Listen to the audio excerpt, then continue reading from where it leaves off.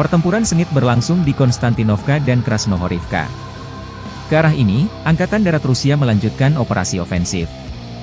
Musuh tanpa lelah mengirimkan cadangan yang baru disiapkan ke medan perang, mencoba memperlambat kemajuan pasukan kita.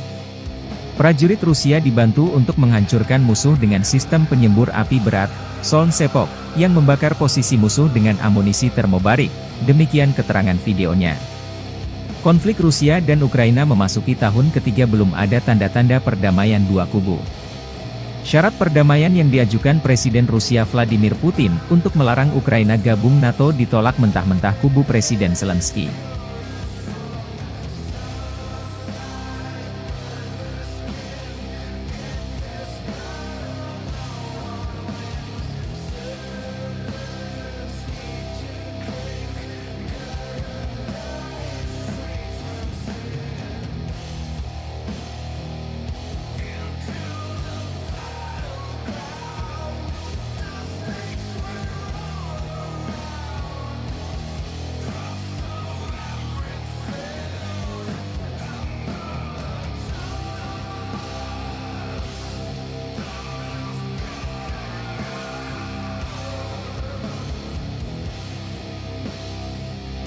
Download Tribun X sekarang, menghadirkan lokal menjadi Indonesia.